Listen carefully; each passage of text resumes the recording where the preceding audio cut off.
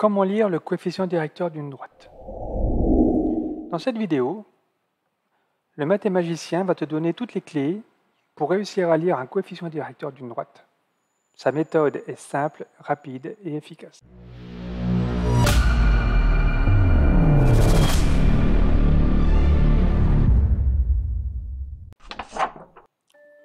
Prenons ce premier exemple. Tout d'abord, il te rappelle que le coefficient directeur d'une droite correspond à sa pente. Si tu veux le calculer, il va falloir que tu commences par placer deux points où tu veux et qui se trouvent à la fois sur la droite et sur un coin du quadrillage. Par exemple, prenons ces deux points-là. Dessine ensuite un triangle rectangle sous la droite. Voilà ce qu'on obtient. Écris les longueurs des côtés. Donc celui-ci mesure 4, celui-ci mesure 2.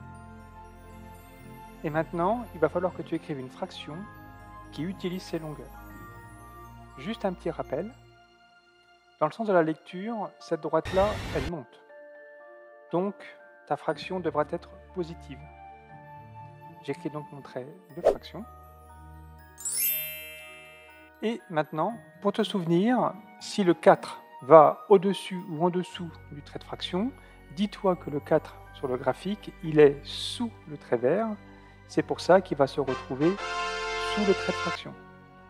Il suffit maintenant d'écrire le 2 au numérateur. On se rend compte que la fraction peut simplifier en 1/2. Et voilà, on a trouvé le coefficient directeur de cette première droite. Comme notre mathémagicien est sympathique, il a décidé de te montrer sa méthode sur un deuxième exemple. Donc on reprend le même principe. Donc, nous, le but c'est de calculer la pente de cette droite. Donc on commence par placer deux points où tu veux, mais qui se trouvent à la fois sur la droite et sur un coin de quadrillage. Moi j'ai décidé de prendre ces deux-là. On dessine le triangle rectangle sous la droite. C'est important pour cette méthode de bien dessiner sous la droite. On écrit les longueurs des côtés. Donc celui-là mesure 4, celui-là mesure 3. Et donc maintenant, on va aussi écrire une fraction qui utilise ces longueurs. Sauf que cette fois-ci, dans le sens de la lecture, cette droite descend. Donc, on attend de toi une fraction négative. J'écris mon trait de fraction. Je pense à rajouter le moins.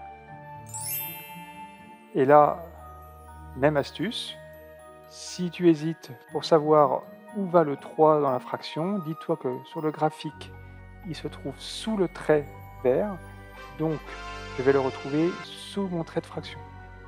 Et le 4, lui, va au numérateur. J'obtiens donc la fraction moins 4/3 qui ne peut pas plus se simplifier. Donc voilà, on a trouvé le deuxième coefficient directeur et celui-ci vaut moins 4/3.